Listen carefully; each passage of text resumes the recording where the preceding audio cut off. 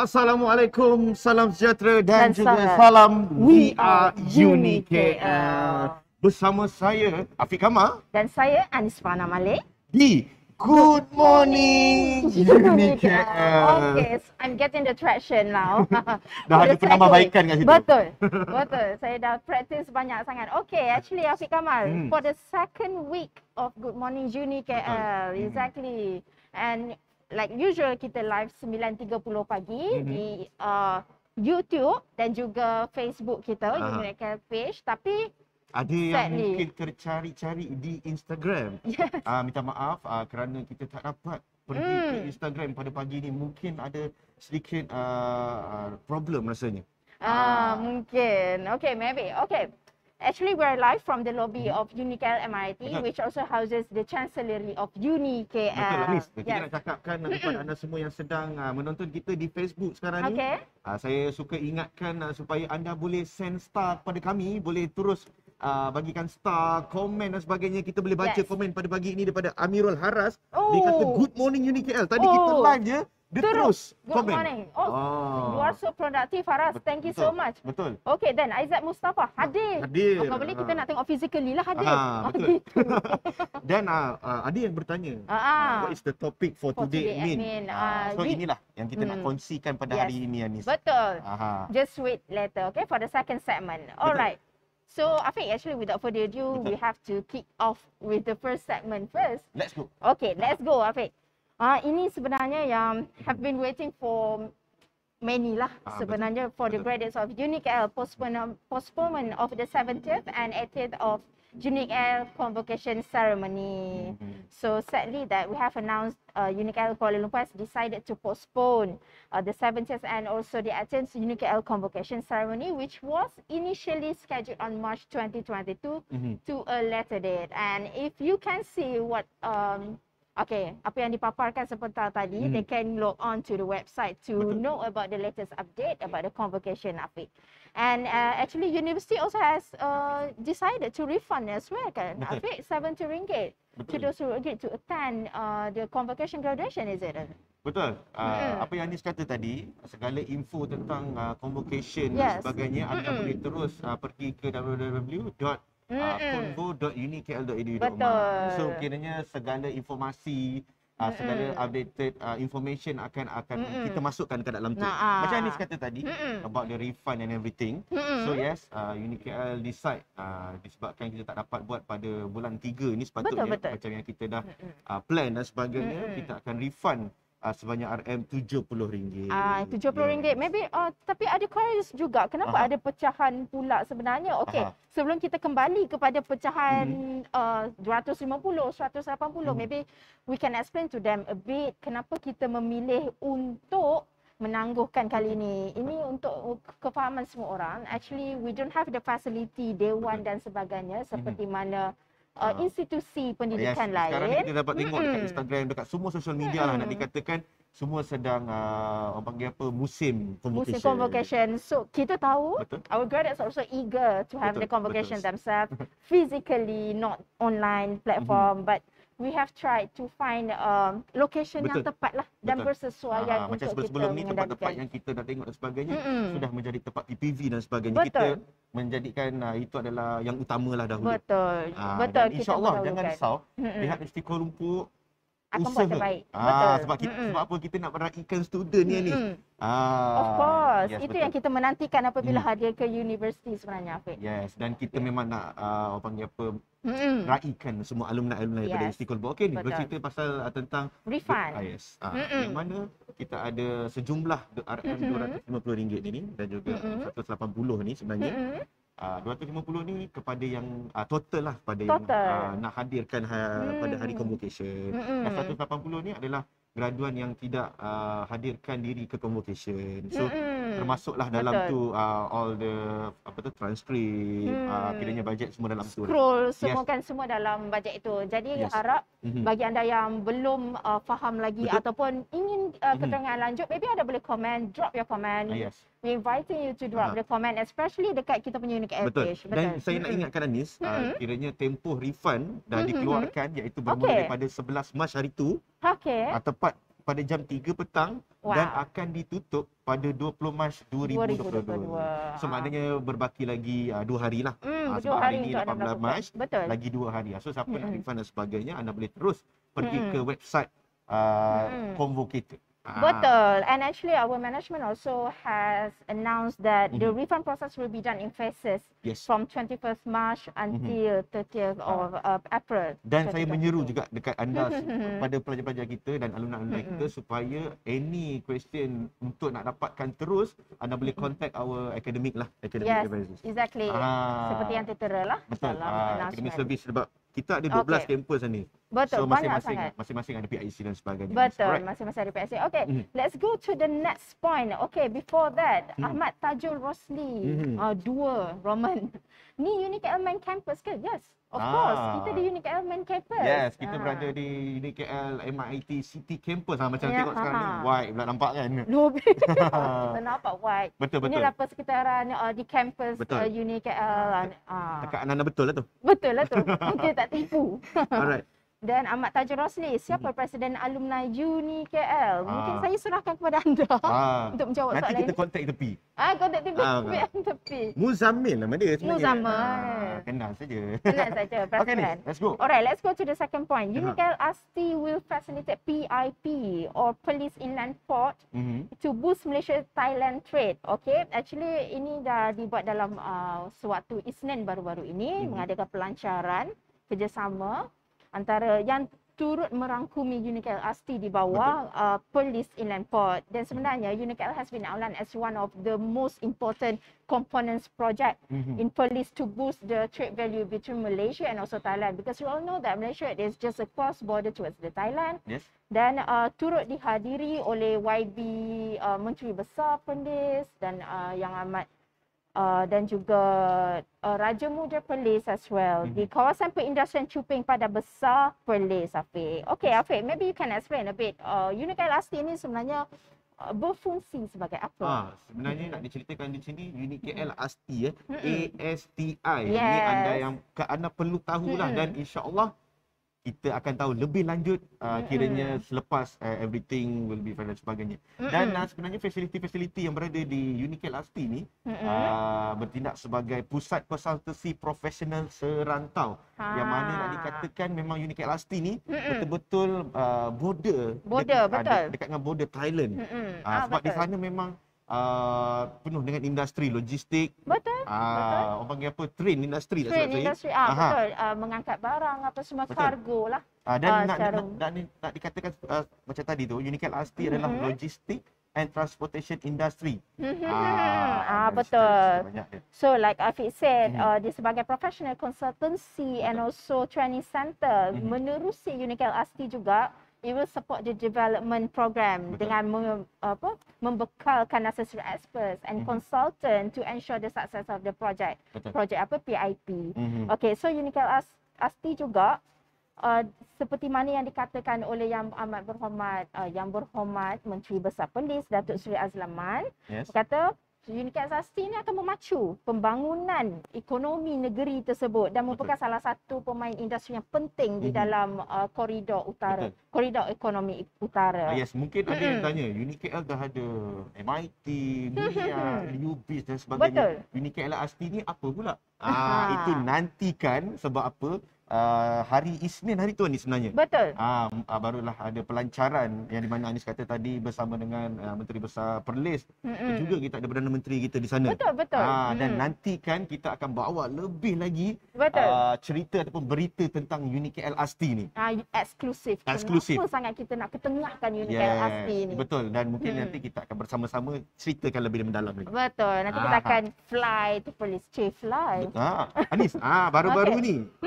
Cerita yang orang panggil apa, mengejutkan, orang panggil ke semua. Saya rasa ini fokuskan kepada staff-staff yang berada di UniKL dan juga orang-orang luar lah. Secara umumnya lah. Apa tu Anis? Mungkin ini satu perkara yang dialu-alukan ataupun segelintir pihak merasakan amat diperlukan dalam keadaan semasa, iaitu baru-baru ini Kerajaan Malaysia telah mengumumkan pengeluaran kas kumpulan wang simpanan ataupun EPF sebanyak RM10,000. Maksimum. Ya, betul. Akan dibuka kepada ahli di bawah umur 55 tahun dan bermula pada 1 April ini dan berakhir pada hujung bulan depan. Permohonannya dibuka. Macam tengok sekarang ni Anis di komen di mungkin Facebook. kita boleh Ini tengok saya kan petik paparan daripada bernama official. Kita boleh tengok dia ada orang berkata macam ni dan sebagainya. Dia bertanya, betul ke semoga ada rezeki untuk anak-anak, seorang nak masuk sekolah, teknik, asrama, perlu banyakkan aset dan sebagainya. So, boleh dikatakan benda ni positifnya ada di situ. Mungkin memberi sinar sebenarnya, Afiq. Kita tak tahu keadaan orang di sana dan di sini semua macam mana dan sebagainya. Mungkin ini membantu mereka, Anis. Membantu mereka. Dan sebenarnya kalau untuk pengetahuan anda, tempoh pembayaran akan dimulakan bermula 20 April 2022. Mungkin ini keputusan sukarlah sebenarnya diambil oleh kerajaan, tetapi perlu untuk simpanan hari tua rakyat sendiri. Sebenarnya pengeluaran khas ini adalah jalan tengah dalam mengimbangi antara keperluan mendesak hari ini dan juga simpanan masa hadapan. Ni nak cerita ni simpanan masa hadapan ni. Kenapa simpanan masa hadapan? Sebab apa? Mungkinlah ada orang dia bawa keluar duit daripada KWSP ni, mungkin 5,000, 6,000, 10,000 is up to them. Kiranya dia orang bawa keluar dan orang ada invest di luar. Ada pula yang berfikir macam tu, Anis. Ada yang bawa keluar 5,000, 6,000, 10,000 ni untuk beli barang, anak-anak dan sebagainya. Mungkin dia memerlukan duit itu. Mungkin ada yang tak perlu pun duit itu tapi keluarkan untuk invest. And some also opt to withdraw their KWSP saving also because of they want to save up to 6 months. Because aspect I said that some aspect encouraged to actually during the pandemic crisis for us to have a saving until 6 months in case of emergency. But apa yang kita menggalakkan, if you don't have any emergency cases, it would be best to keep your money inside the betul, sebab our Prime Minister pun ada menyatakan bahawa jika anda memerlukan duit itu, anda boleh guna. Sebab itu pun duit anda semua kan. Betul, duit anda. Kiranya kena pandailah mengatur kewangan. Okay, let's continue to the next topic, which is PRN Johor selesai pada Sabtu yang lepas. Okay, why we bringing this a political topic? Because sebenarnya ini merupakan detik yang sejarah because this PRN menjadi medan yang pertama buat golongan berusia 18 hingga 20 tahun untuk merasai sendiri pengalaman cast their ballot untuk mengundi. Ramai sebenarnya turun. Ramai. Betul. Boleh terangkan paparan di sini, mungkin kita boleh lihat paparan. Ini statistik daripada bernama sendiri ke Afiq? Boleh Afiq terangkan sedikit? Okey, kita dapat lihat sekarang ni yang berumur 18 hingga 20 tahun, dia punya statistik dia naik 6.67%. Ini sebenarnya kali pertama. Sebab kali pertama kita nak tengok. Dan juga mungkin anak-anak muda kita yang sedang belajar dan sebagainya di umur 21 ke hingga 29 ni, saya rasa paling tinggi ni, 21.86% nak dikatakan. So maknanya mungkin mereka dah dapat kesedaran. Akhirnya tanpa mereka ni juga kiranya masa depan ni mungkin diorang yang menentukan juga masa depan. Actually, each of us, regardless of your age, we play the most important responsibility to cast our ballots for the betterment of the country. So kebenaran untuk mengundi actually is susulan daripada kelulusan rang undang-undang untuk undi 18 pada tahun 2019. Dah lama sebenarnya dan dilaksanakan pertama kali di PRN Johor. Dan juga sebenarnya mempunyai DUN di Puteri Wangsa mempunyai paling ramai pengundi daripada kumpulan, iaitu sebanyak 11,157 pengundi. Ini sebenarnya yang berdaftar tapi yang keluar untuk mengundi we did not. Betul. We don't have the data sebenarnya. Seperti yang dapat lihat dengan keputusan rasmi Barisan Nasional menang majoriti sebanyak 40 kursi. 40 kursi, Dan Dato' On Hafiz Ghazi menjadi Menteri Besar Johor yang ke-19. Tahniah kepada Dato'. Okey Anis. Ini let's move on. Nak diceritakan juga Anis, pada minggu ini sebenarnya berlaku harga minyak naik kepada RM4 seliter bagi RON 97. Anda merasai tak? Tapi saya percaya anda memang pakai RON 97 sebab apa? Dia drive MERS. Jangan cerita ke orang. Sebenarnya nak diceritakan harga runcit petrol RON 97 terus mencatat peningkatan iaitu sebanyak 25 sen Anis Oh ya. bermula hari Khamis yang lepas Sehingga 25 Mac depan. Yes. Betul. Kiranya RON 97 meningkat daripada RM3.75 kepada RM4 seliter. Adakah RON 97 sahaja yang meningkat? Bagaimana dengan minyak yang lain? Yes, kiranya RON 95 dan juga diesel kekal. Kekal maknanya tidak berganjak harganya. Cuma RON 97. Sebenarnya apa yang berlaku ni? Sebenarnya kalau kita nak bawa kepada isu kenaikan harga minyak, we cannot explain secara nasional ataupun lokal. We have to look at in the international perspective. Mungkin orang marah. Mungkin orang marah. This why we have to explain. Ini berlaku triggered because of the Russia and also the Ukraine war that happened along last 2 weeks or early in this month. Sebab ini mengapa berlaku pada awal-awal peperangan antara Ukraine dengan Rusia, sebenarnya harga minyak Brent crude oil sebenarnya dah mencucah melebihi 100 USD per barrel. So itu mencucah daripada purata yang kita dapat tengok harga semasa pandemik. Betul. Antara 60 hingga 70 barrel setong. Sebab apa ni, saya ingat waktu RON 95 waktu pandemik, saya isi minyak RM1.85. Betul, macam tak luak kan? Macam tak luak. So maknanya, yelah macam Anis kata tadi, berlaku perangan dan sebagainya. Ini menyebabkan ekonomi minyak kita naik. Betul, economy exactly, because one of the economy that contribute to our revenue is of course minyak lah. Yeah, so, sebab apa hari-hari orang mesti confirm isi minyak. Sebab nak pergi kerja, macam kita pergi kerja. Especially kita student pun ada yang drive juga. Alright. So untuk pengetahuan anda semua, kita juga sekarang berjaya untuk live di IG juga. Kenapa tadi? Ada burung hinggap ke? Saya rasa burung hinggap dia nak tengok Good Morning UniKL. Okay, alright. Dan mungkin selepas ini Anis, orang nak dikatakan sebab kita punya pengeluar di seluruh dunia akan increasekan lagi. Kenapa dia akan increase? Sebab apa kan? Sebenarnya Rusia ini merupakan antara pengeksport minyak mentah yang terbesar di dunia. Jadi kebanyakan Western countries, they depend on the produce minyak daripada Rusia. So when this happen, when they ban the country Rusia to be exact, so saya rasa saya akan naikkan harga lagi dan sebagainya lah. Dia berkata begitu. Jadi supply berkurangan, demand yang tinggi. That's why harga minyak meningkat. But don't worry, hopefully expert also said that this might be ceased later, peperangan antara ni. InsyaAllah. Saya rasa anda dapat segala info apa yang kita terangkan atau kita sharekan sebentar tadi. Dan insyaAllah kita berehat sebentar. Anda mungkin nak minum, mungkin tadi tengah tengok tak sempat minum kan? Yes. So sekarang ni kita mungkin sebelum kita berehat, we have a teaser to tell them apa yang topik kita akan bawakan pada segmen yang kedua nanti. So kita akan ceritakan pasal students nowadays versus student the audience. Kenapa tunjuk saya? Silap. Okay.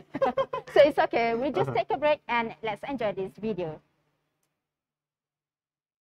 Dan dalam negara, fakta menarik UniKL, diskusi perkembangan semasa. Mulakan pagi anda dengan perbincangan dan perkembangan yang terkini. Bersama saya Afiq Kamal dan saya Anis Malik, setiap Jumaat 9.30 pagi di Good Morning UniKL. UniKL, kita datang. UniKL, jadi cemerlang. Universiti Kuala Lumpur mercutanda pendidikan mara. Sertai kami bagi pengambilan ke program persediaan diploma, ijazah dan pascasiswaza hari ini. Layari unikl.edu.my, where knowledge is applied and dreams realized. Informasi luar dan dalam negara, fakta menarik UniKL, diskusi perkembangan semasa. Mulakan pagi anda dengan perbincangan dan perkembangan yang terkini. Bersama saya Afiq Kamal dan saya Anis Malik, setiap Jumaat 9.30 pagi di Good Morning UniKL. Hi, Good Morning UniKL. We're coming back for the second segment. Afiq, again, Good Morning UniKL. Just standing this time around. Okay. for the second episode of this week, we're getting traction from the comments dari Facebook sebenarnya. Proven Ravichandran hadir. Thank you. Betul. Ada juga daripada FRYS Fries. Good morning UniKL juga. Dan kita ada daripada Effendi Lehan. Any updates on UniKL next intake? Kita ceritakan sedikit. Yes. Alright. Sebenarnya bagi pengambilan Julai dan juga September 2022 ni telah dibuka bagi program asasi, diploma dan juga ijazah sarjana muda. Untuk keterangan lebih lanjut, anda boleh pergi ke www.unikl.edu.my kerana kita ada 12 kampus dan juga kita cover daripada di lautan, di daratan dan juga di langit tinggi. So anda boleh check it out our website dan juga social media page. Alright, don't forget to check it out. Okay. So, we're moving into the second segment. The topic yang kita bawa, student nowadays versus student the old days. No, not me. Student nowadays, student all day. Okay. No need to break it. Okay, jadi kita move on. Kenapa kita bawa topik ini? Sebab kita dah melihat kepada transition kepada physical back. Betul. So we would like to bring this topic. Mungkin ada yang melekat kepada walaupun mereka yang dah bekerja. Betul. Ada kaitan dengan mereka juga. Maybe Afiq boleh explain your experience semasa student nowadays. Okay, cerita dia sekarang ni macam nak bergaduh kan. Nak dikatakan student nowadays ni saya pun merasa juga. Sebab apa, saya baru sahaja menamatkan saya punya ijazah sarjana muda iaitu pada tahun lepas. Kiranya saya ada waktu kelas online itu berlaku. Kiranya di fasa pertama kiranya betul-betul online start, saya dah ada dekat situ. Waktu tu pula saya ambil final year project. Lagi dah susah. So macam mana kita terperap dekat rumah, so nak buat final project dan sebagainya. So saya merasa the first orang panggil apa, batch yang merasakan the online classes and everything. Macam Anis pula macam mana? But I have to agree with you, but I beg to differ. Saya tak setuju sangat, especially when he mentioned that I'm the old days. Okay, sebelum pandemic, kebanyakan interaksi actually happen physically. So I think that is more productive compared to online. Especially when you're talking about the final year project, it should be done through online, is it? Physical. It should be done through physical, is it?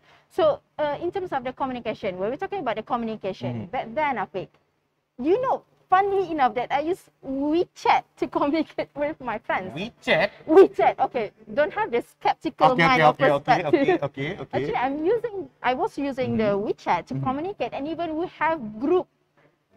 Compared to WhatsApp nowadays, you have Telegram. So what kind of means communication that you use? Okay, basically sekarang ni kebanyakan pelajar di UniKL lah, kita nak ceritakan, kita tak nak cerita kat luar dan sebagainya. Di UniKL mereka banyak menggunakan satu-satunya lah yang digunakan kiranya waktu kelas dan sebagainya adalah Microsoft Teams.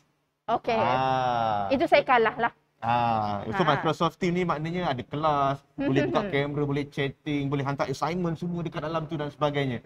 So dan satu lagi, sekarang ni ada gaming punya platform. So diorang menggunakan Discord. Discord. So maknanya kat Discord kat sini diorang boleh tengok, kadang-kadang diorang tengok movie, kadang-kadang diorang ni bersembang pasal assignment dan sebagainya. So kiranya communication tu sekarang ni macam dulu nak call kan semuanya nak berbayar dan sebagainya kan.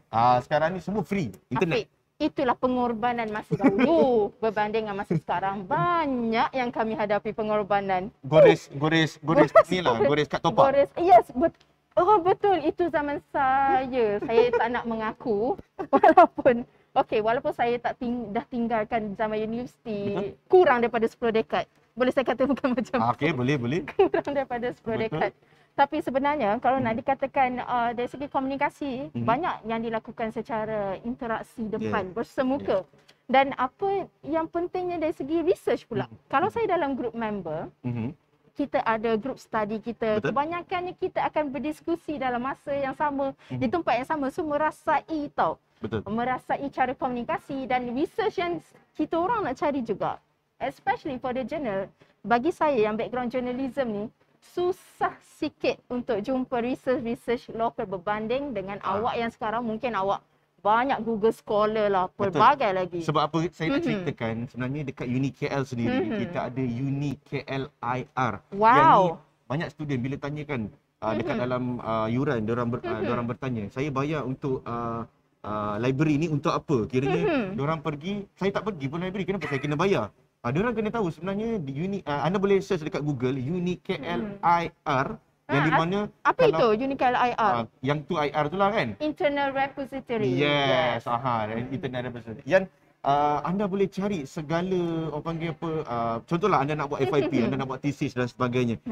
Contoh-contoh daripada luar, contohlah anda buat projek tentang AR, VR, anda nak tengok sebelum ni projek. So semua ada dalam Unique KLIR, Anis. Saya jealous. Sebab apa, dulu mungkin anda kena cari, yalah, mungkin kena pergi dewan perpustakaan. Kena cari dalam pustakaan dan sebagainya. Sekarang ni tak ada, semua ni di hujung jari. Anda pandai cari, pandailah dan juga dapatlah info tersebut. Saya jealous sebab dari background saya yang journalism, I have to go to the library mencari physical journal, dan paling teruk saya kena pergi ke media outlets. Ini pengalaman saya. Saya kena pergi ke media outlets, tengok satu-satu archive. Yes, banyak duit yang dihabiskan. Tapi sebenarnya ni saya pun merasakan juga waktu zaman saya diploma dulu, saya juga merasakan tiada online dan sebagainya. Awak nak claim juga? Nak juga oldie juga. Sebab apa ni? Ada orang kata online ni di rumah ni senang. Tak payah bersiap, baring tidur, buka lecturer mengajar macam ni, tengok sini ni kan. Tapi itulah, kerja tak produktif sangat ni sebenarnya. Yalah, saya tengok Afiq pun dia seorang yang produktif, tapi bila terperuk di rumah dia sangat saya tak nak sebut. Okey, it's inappropriate. Okey. Macam dalam poster lain, dalam sini lain. Saya tak mention semua tu. Okay, we back to the comments daripada rakan-rakan kita di Facebook page. Instagram kita belum dapat lagi. Sekarang kita alhamdulillah mungkin ada interaction di Instagram dan di komen. Oh, masih lagi Cik Azra Ari Alman. Afiq, Anis, good. Geng kau tim, jangan lupa.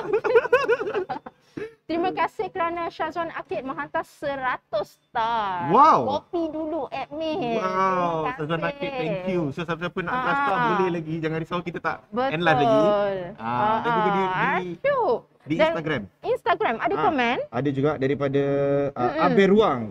Okey. Apa yang dikomennya? Ke like sahaja? Afiq Kamal dan Anis. Chong main belakang. Oh, Kelantan apa? Kelantan. Dari Tanah Merah. Do you know me? Do you know me?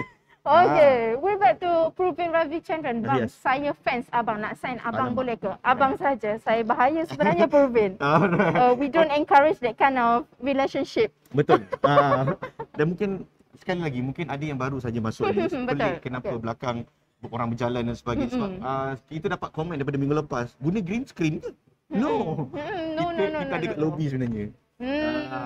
So, macam yang anda nampak sebenarnya tadi yang lalu dekat belakang ni semua pelajar-pelajar kita lah. Dan sekarang ni macam yang Anis kata tadi, kita dah transaksi kita kiranya daripada fizikal dulu betul-betul online 100%. Dan sekarang ni sebenarnya di Unique KL hybrid lah. Hybrid, yes, betul, like we mentioned. Sebab apa?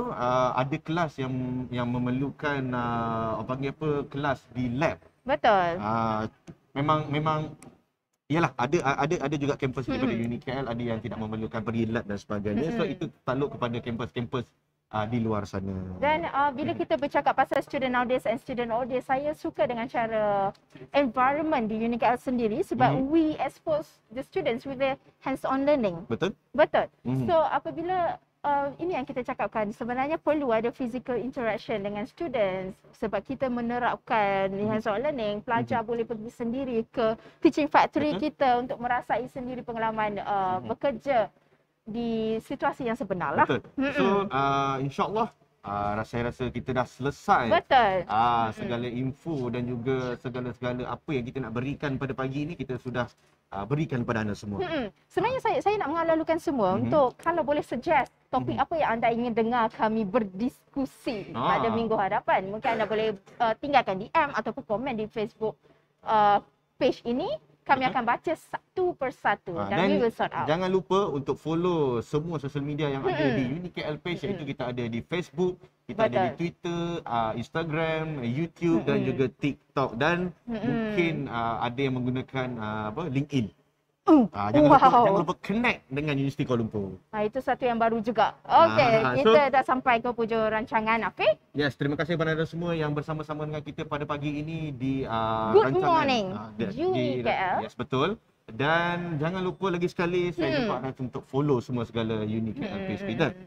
Okey Afiq, sebelum kita mengundur diri, again, good morning UniKL. Jangan lupa jumpa anda pada minggu hadapan pada waktu dan masa yang sama 9.30 pagi setiap hari Jumaat. Jumpa lagi minggu hadapan. Bye-bye. Bye-bye.